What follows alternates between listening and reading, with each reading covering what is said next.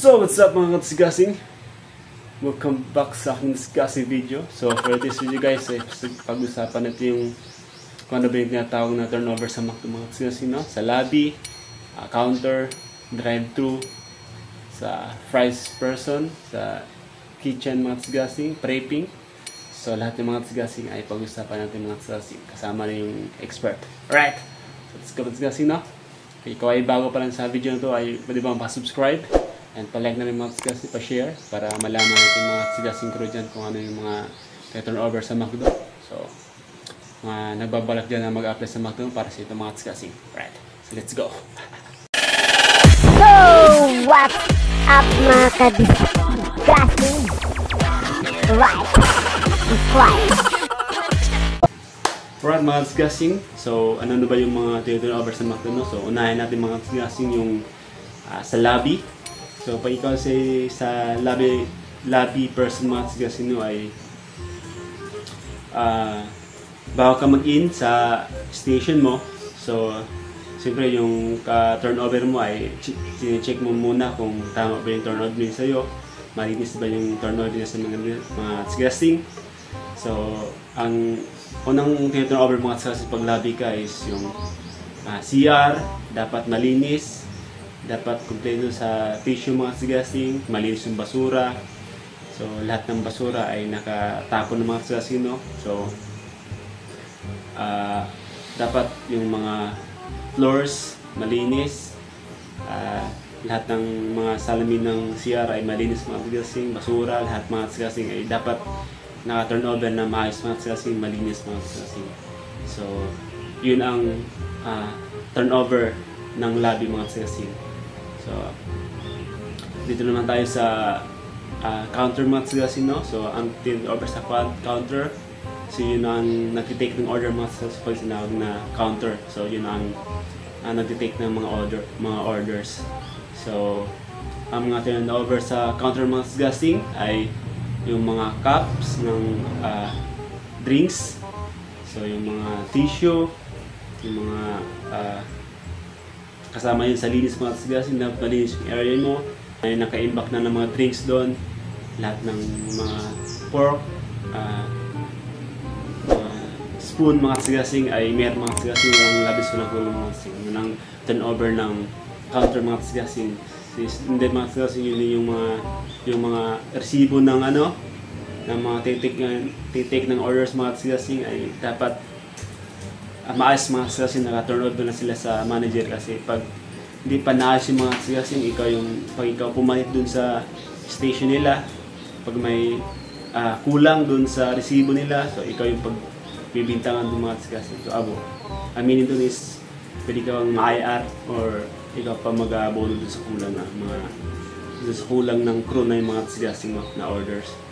Sauce ng mga sauce ng fries, yung ketchup, sauce ng nuggets mga katsigasing. So kasama yun sa turnover ng counter. So fries mga katsigasing, no? So ang turnover ng fries person is yung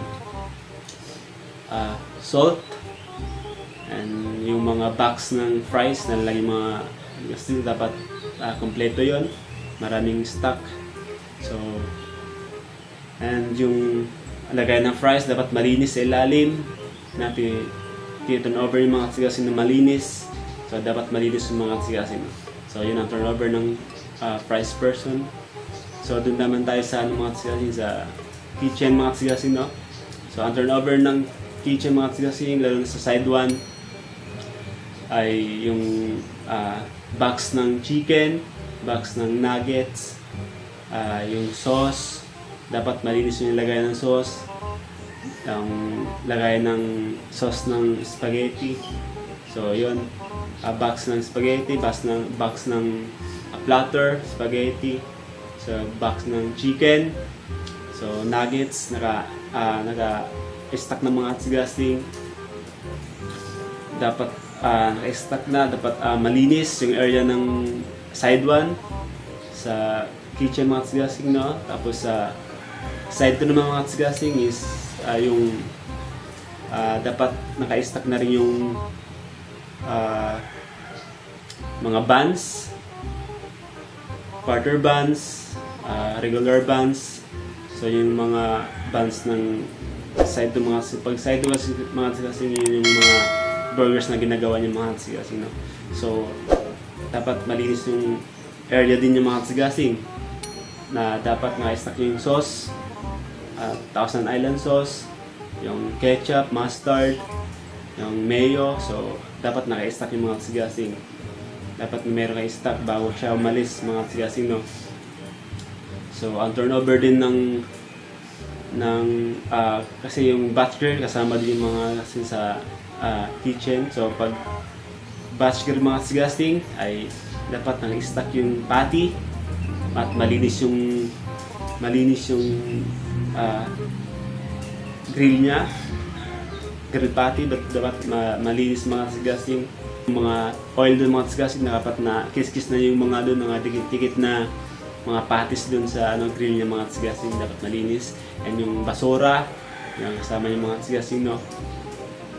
So doon naman tayo sa prepping mga tsigasing. So ang turnover naman ng prepping mga tsigasing ay yung una ng mga tsigasing is yung cooler. Dapat naka-stack yung mga manok doon, kasi pag walang stack yung manok ay may tendency na baka ma-short ka dun sa mga product mo mga tsigasing. So bago mo pa-uwiin yung ka-turnover mo, so i-check mo muna kung kompleto yung mga product mo mga tsigasing. At malinis yung mga tsigasing. May chicken naka-stack, naluto na, gravy mga tsigasing, rice. So yun ang turnover ng prepping mga tsigasing: rice, gravy, chicken, spicy, at yung regular na chicken ng mga tsigasing. So dapat naka-stack yun, and malinis dun sa area niya. Dun din sa stock room, kasama yun sa turnover ng prepping mga tsigasing stock room, that organize yung mga box ng mga tsigasing. So kasama yun sa turnover niya mga tsigasing. Cooler, freezer, yung kasama yung mga tsigasing sa turnover niya. Dapat malinis at organize yung mga gamit sa freezer at sa cooler mga tsigasing. Right, so pag chicken expert naman mga tsigasing, no, ay para din siyang kasi siya yung assistant ng prepping mga tsigasing. So pag sinabing chicken expert is nandun na sila chicken. So lahat malinis yung area dun sa pagbibridan niya. Lahat mga breeder na nasayang is dapat malinis mga tsigasing, no, na wala nang dumi ng mga tsigasing. Yun ang turnover niya. Tapos kasi yung mga ginagawa kasi ng prepping is pinapasa doon sa expert mga tsigasing. So which is wrong mga tsigasing, no, kasi ang expert is lang, parang support lang doon sa prepping. So ang mga tsigasing, no, dapat malinis lahat ng area mo mga tsigasing. Turnover sa mga tsigasing. And kasi may mga may mga crew na madugas. So iiwanan lang sa mga tsigasing na madumi, walang stock. So ikaw yung malulugi ng mga tsigasing. So kawawa ka naman. Right. So yun mga tsigasing, no, yun lang ang mga i-turnover mo sa station na yon. Pag ikaw lobby, so huwag mong kalimutan na dapat malinis yung area mo. So mga tables, mga basura, mga floors ng CR. Ang CR dapat malinis. Lagi may stock ng tissue mga tsigasing. Kapag counter ka mga tsigasing, dapat malinis mga tsigasing. May turnover ka din na mga sauce, mga nuggets ng sauce, mga lalo na yung gatas. So yung mga drinks dapat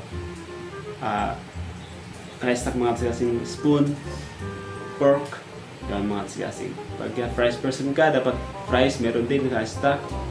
And sa drive-thru, so yung mga tsigasing, no, dapat naka-stack yung mga sauce, mga kasama din yung sa mga tsigasing, yung mga kasi sila nagbibigay ng mga din, ng mga drinks. Yan, kasama yung sa work nila mga tsigasing. Mga spoon, yan, dapat naka-stack lahat yung mga tsigasing. So sa kitchen naman, dapat turnover sa mga tsigasing. Kasama din pala sa kitchen mga tsigasing yung mga lutuan ng nuggets, fillet. So kasama yung mga tsigasing pala sa ito turnover mo. Dapat malinis yun, i-filter mo lang yung mga tsigasing. Then Sa side 1, side 2 mga kasgasing, dapat malinis yung area nyo. Sauce, mga clamshell ng chicken, nuggets. Yan, dapat naka-stack yung mga kasgasing. Dapat tama-tama lang yung stack yung mga kasgasing, bawal yung manamihan na stack.